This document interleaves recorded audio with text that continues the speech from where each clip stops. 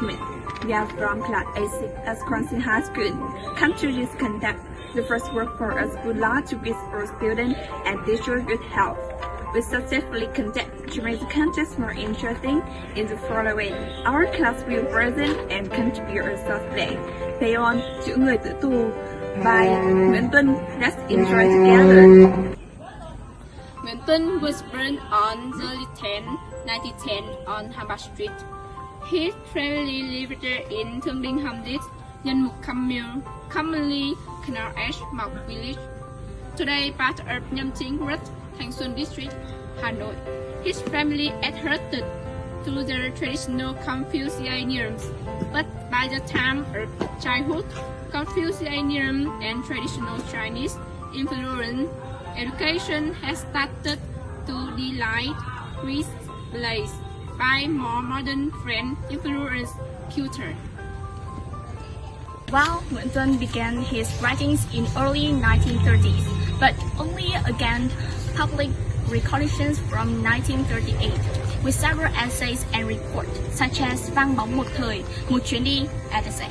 In 1941, he was again imprisoned, this time for his communication with the political revolutionaries. After the August Revolution in 1945, Nguyễn Tuân joined the Communist Party and kept working as a writer.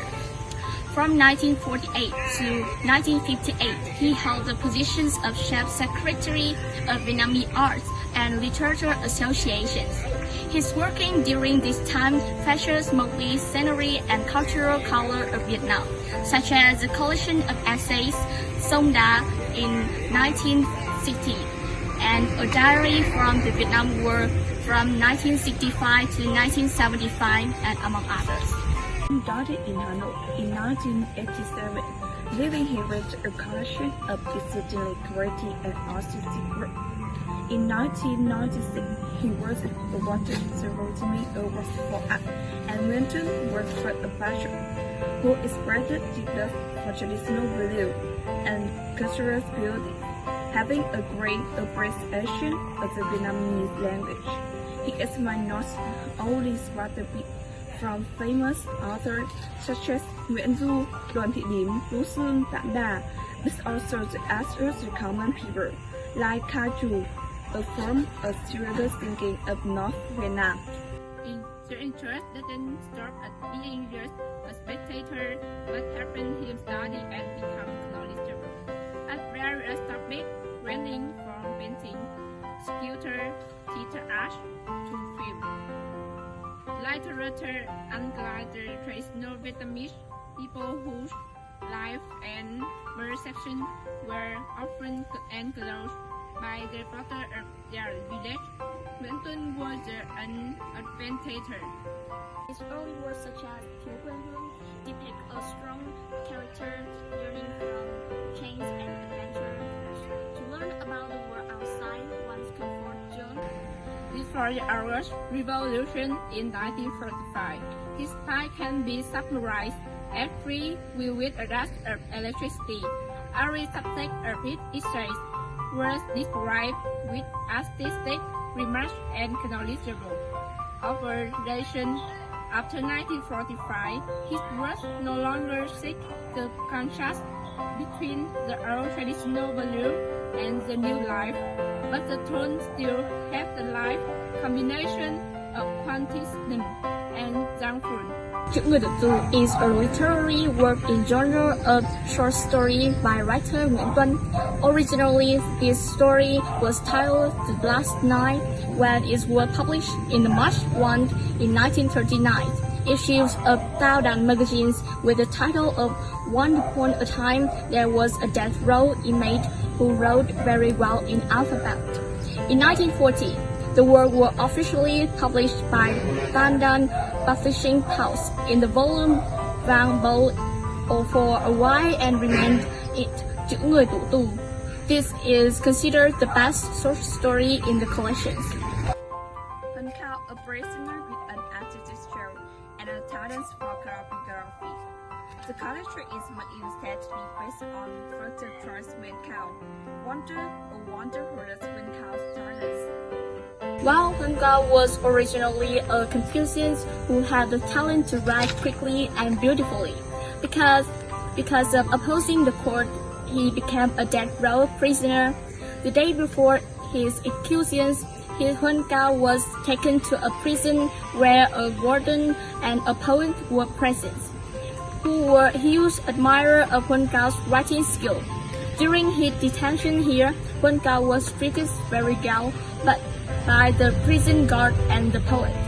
When the warden received the news that Huân Cao's execution dates were near, he and the poet went back to the prison to fulfill his wish to ask Huân Cao for words.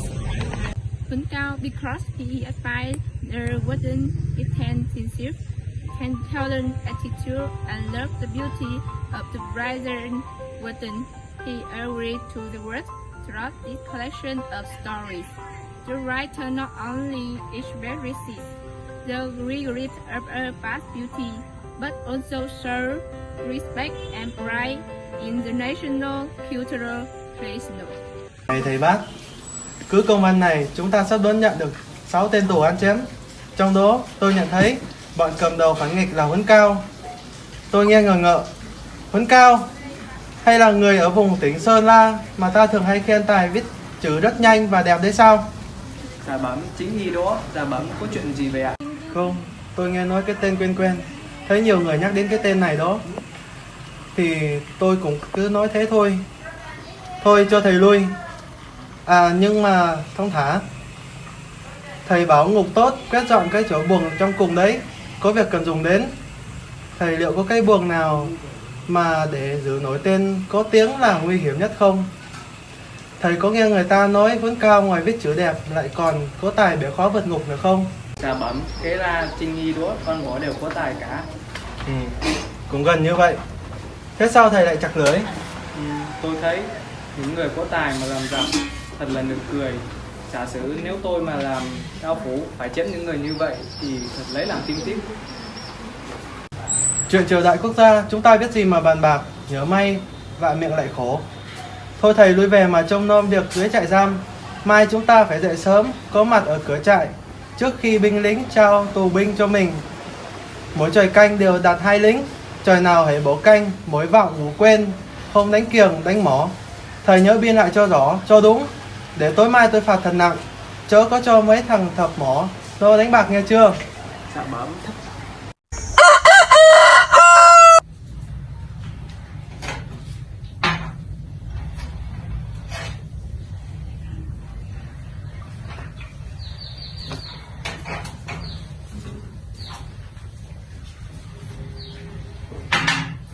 Người đâu, cho truyền thầy bác lên đây.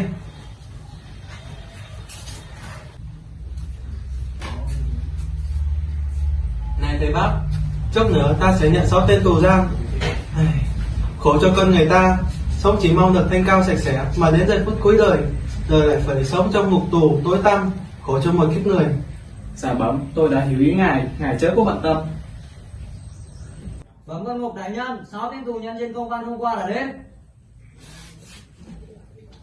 Họ đến rồi kìa, hãy mau ra coi.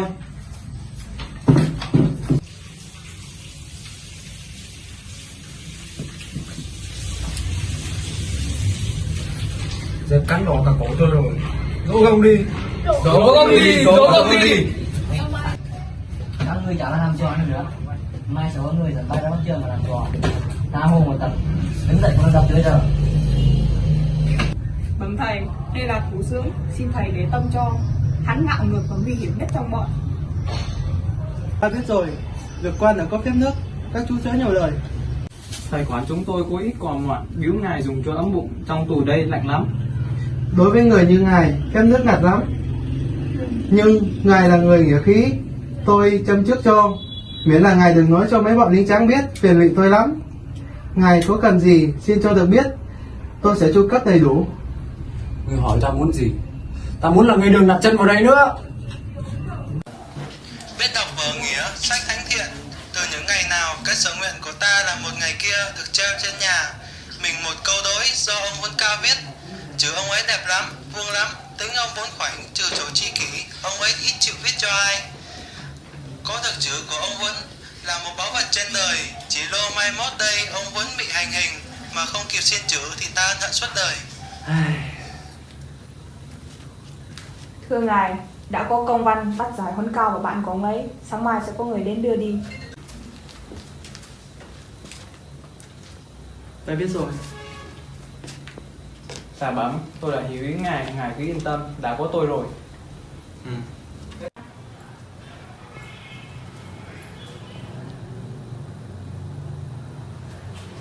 Bây giờ ta đã hiểu, về báo với chủ ngươi, tối nay khi nào đến canh về thì đem đồ mực bút và một bó đuốc xuống đây ta cho chữ thì quý thật. Ta nhất sinh không phải vì vàng ngọc hay quyền thế mà ép mình viết câu đối bao giờ.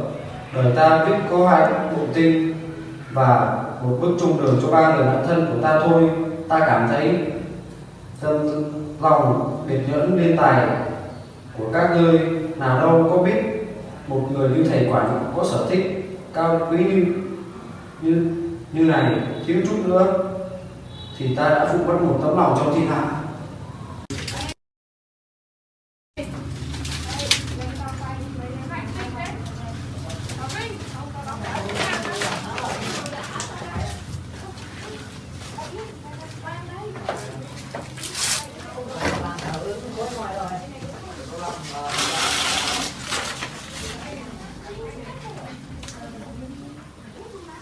Sao tay thầy run thế? Bẩm ngài, tôi vừa lo vừa hạnh phúc ạ.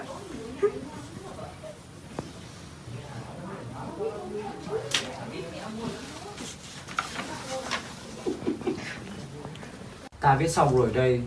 Ta khuyên thầy quản nên đổi chốn ở đi. Chỗ này không phải là nơi để treo tấm lụa trắng với những nét chữ tươi tắn. Ở đây khó giữ được thiên lương cho lành vững, rồi cũng nghiêm nhốt đời đi mà thôi.